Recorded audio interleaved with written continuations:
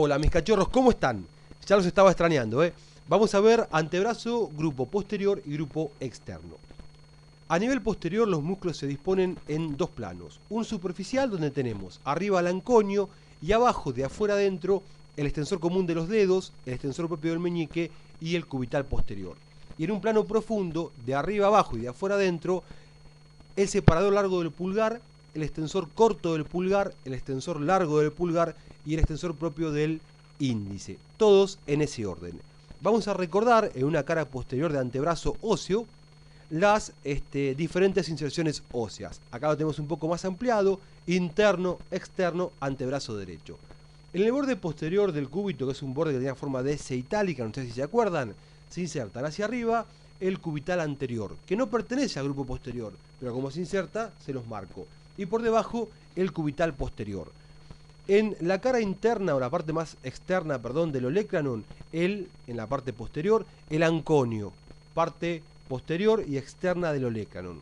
Por debajo de la cavidad sigmoidea menor y hasta la cara o parte externa del radio, el supinador corto. Y después, este espacio que nos queda es ocupado por inserciones musculares de los músculos profundos del grupo posterior. Es decir, por el separador largo del pulgar, el extensor corto del pulgar, el extensor largo del pulgar y el extensor propio del índice. Hay que saberlo de memoria, esto no queda otra. Las referencias por si no me creen y seguimos. Bien, vamos a ver el antebrazo posterior, grupo posterior, plano superficial. Dijimos que teníamos en la parte posterior del hombro una tapita triangular que es el anconio, que se inserta en el epicóndilo. Como todos los músculos del plano superficial del grupo posterior, son todos epicondilios, y de ahí va a la cara posterior, parte externa del olecranon. Después tengo el cubital posterior, que se inserta en el epicóndilo y en el borde posterior del cúbito, y de ahí va a ir a la base del quinto metacarpiano. Funciones de estos músculos: del anconio, extensor del codo respecto del brazo, y del cubital posterior, extensor de la muñeca. Después tenemos el extensor propio del meñique, que se inserta en el epicóndilo como todos, y distalmente manda sus fibras a fusionarse con el tendón correspondiente al índice del extensor común de los dedos. Y después tenemos el extensor común de los dedos, que va desde el epicóndilo a los cuatro últimos dedos, donde a cada dedo le va a mandar un tendón. Fíjense, eso que tenemos ahí es el cubital anterior, y esto que tenemos ahí en rosa mariquita, el supinador largo. Buenísimo. Miren, sistema extensor de los dedos. Está formado por el extensor común de los dedos, que manda un tendón para cada dedo, para cada uno de los cuatro últimos dedos. Acá tengo el metacarpiano, la primera falange, la segunda falange y la tercera falange. ¿Por qué es importante esto? Porque el tendón del extensor, a nivel de articulación metacarpofalángica, se divide en tres lengüetas. Una lengüeta media que termina en la base de la segunda falange y dos laterales que se vuelven a juntar y terminan en la base de la tercera falange. He aquí el tendón del extensor común de los dedos para los cuatro últimos dedos. A ver las referencias. Este tendón va a recibir a los interóseos y a los lumbricales. Interóseo, este es el lumbrical. Estas son las banderetas laterales. Esta es la bandereta común de las dos laterales que se juntan. Esto es el espacio que queda comprendido entre las dos banderetas laterales, que se denomina aponeurosis triangular. Esto es la bandereta central, una expansión dorsal de los ligamentos, el extensor común, que es este, y el otro interóseo, que es ese. Sistema extensor de los dedos. Buenísimo.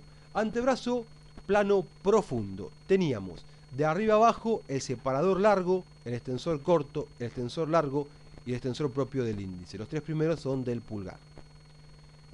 Muy bien. Y acá podemos incluir el grupo externo del antebrazo.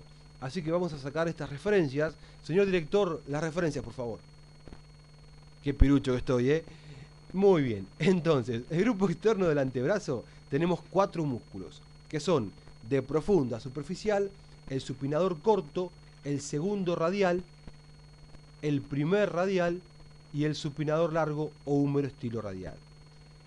El supinador largo se inserta en el borde externo del húmero y distalmente en la apófisis estiloides. Es un músculo supinador. El primer radial se inserta por debajo de la inserción del supinador largo y por arriba del epicóndilo, y distalmente se inserta en la cara dorsal de la base del segundo metacarpiano. Y el segundo radial, que se inserta en el epicóndilo, distalmente se inserta en la base radial del segundo metacarpiano. Del tercero, perdón. El primero en la base del segundo y el segundo en la base del tercero, los radiales. Todo el grupo externo está inervado por el nervio radial. Los radiales son extensores de la muñeca y el supinador corto es un músculo supinador. Perfecto. Fíjense, grupo posterior y grupo externo. Esto es una mano ósea vista de dorsal, vista desde atrás. Esto es interno y esto es externo. Tenemos el separador largo del pulgar que viene a insertarse distalmente en la base del primer metacarpiano. El extensor corto del pulgar que lo hace en la base de la primera falange del pulgar y el extensor largo que se engancha en uno de los tubérculos y se separa del extensor corto y va a la base de la tercera falange. Y después tenemos el extensor propio del índice que mezcla su tendón con el tendón que le corresponde del extensor común de los dedos. He aquí los 4 músculos en su inserción distal del grupo posterior plano profundo. ¿Se entendió? Bien, este hueso es el escafoides. Y acá vienen el supinador largo, la apófisis estiloides, el primer radial a la base del segundo y metacarpiano, y el tercer radial, el segundo radial a la base del tercero. Primer radial a la base del segundo, segundo radial a la base del tercero.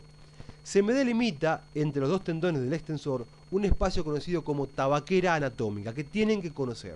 Los límites son entonces hacia afuera el extensor corto del pulgar y hacia adentro el extensor largo del pulgar.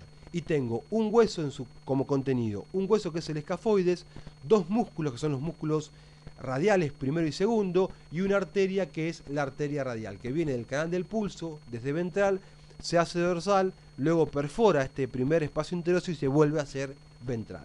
¿Se entendió? Espero que sí. Fíjense, supinador corto. ¿Dónde se inserta el supinador corto? Este músculo tiene como inserción la cavidad o la rugosidad subsigmoidea menor, el epicóndilo y la cara externa del radio.